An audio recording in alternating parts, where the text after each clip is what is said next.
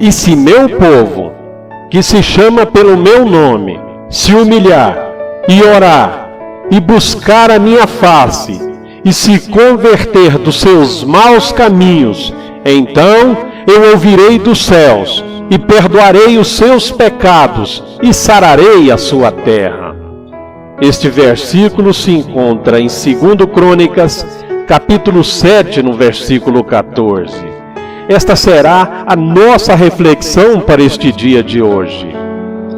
Quando Deus nos diz este versículo, Ele está falando de um povo que o chama de Deus de Abraão, de Isaque e de Jacó, com um povo que o chama de o Criador, o Provedor, o Todo-Poderoso. Ele está falando para o seu povo este que tem o privilégio de ser o povo escolhido e separado por Ele. Um povo que tem a missão de anunciar as grandezas daquele que o chamou das trevas para a sua maravilhosa luz. Quando o povo de Deus entender que não é pela força humana, nem pelo nosso conhecimento, muito menos pela placa da igreja, que a história deste país vai mudar.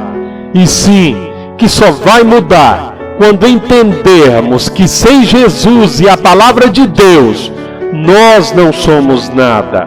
Sem Deus, nós não somos nada. Sem o Senhor, não podemos fazer nada. O povo de Deus precisa se humilhar. Humilhar é obedecer a palavra de Deus. Humilhar é reconhecer a dependência de Deus. Veja no livro de João, capítulo 15, do versículo 1 ao 5. Humilhar é viver uma vida na total dependência de Deus.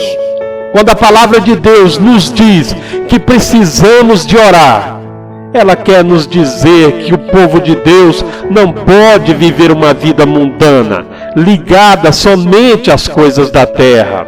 Sem oração, Deus não vai mudar a história deste país. A oração move o braço de Deus.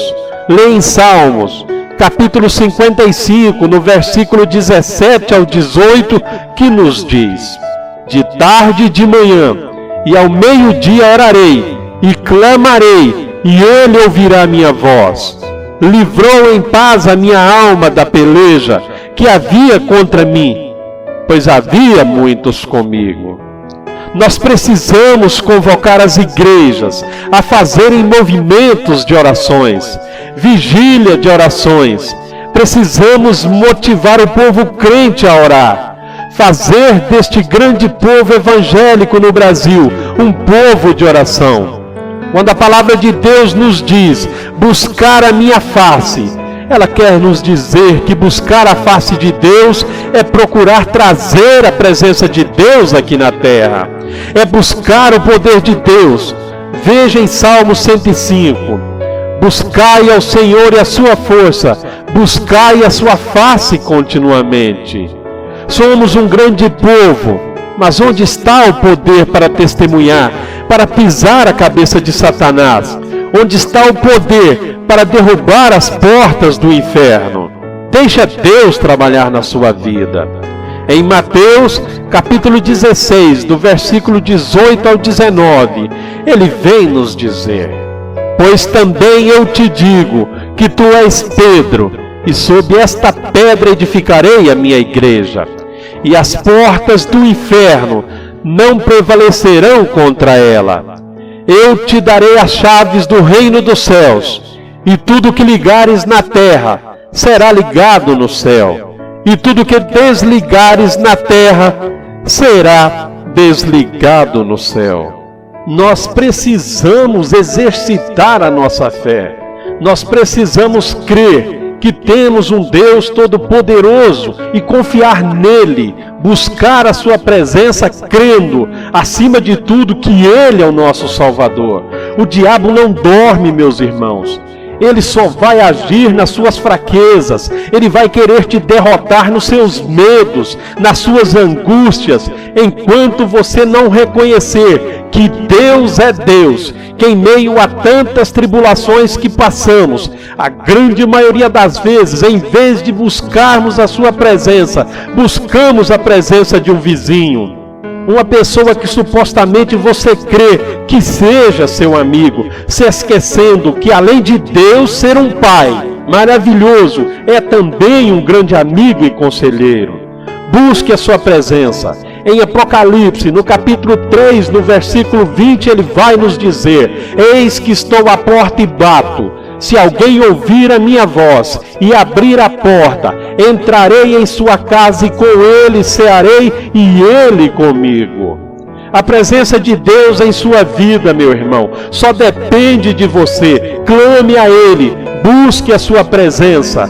Quando a palavra de Deus diz nos converter, ela vem nos dizer que conversão é mudar de rumo, é voltar, dar meia volta e voltar aos tempos da primeira igreja, rejeitar o mundo, não se conformar com este mundo. Expulsar o mundo de dentro das igrejas, dos nossos lares, das nossas vidas, rejeitar todas as doutrinas que são contrárias à palavra de Deus, rejeitando todos os tipos de pecado, pois aos olhos de Deus não existe pecadinho, não existe pecadão, são todos iguais.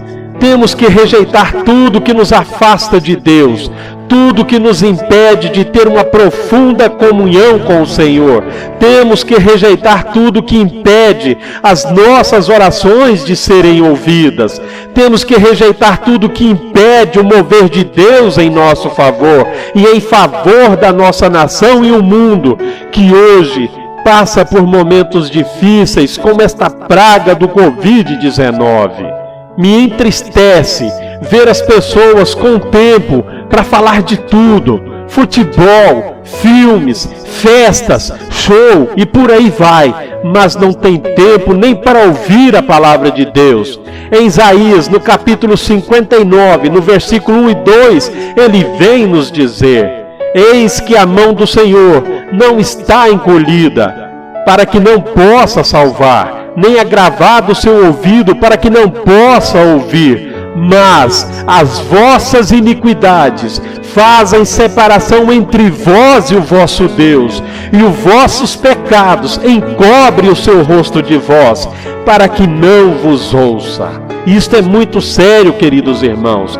Depois de tudo isto, com certeza Deus vai nos ouvir. Depois de tudo isto, podemos clamar em favor desta nação. Em Jeremias, no capítulo 33, no versículo 3, ele também nos diz: clama a mim, e responder-te-ei, e anunciar-te-ei coisas grandes e firmes, que não sabes. Se agirmos conforme a palavra de Deus, aí sim seremos um povo forte e seremos uma igreja forte, não por causa das nossas forças, mas porque o grande eu sou com certeza estará conosco, pelejando por esta nação. Quando a palavra de Deus nos diz: perdoarei os seus pecados, Ele está nos dizendo que nos perdoa.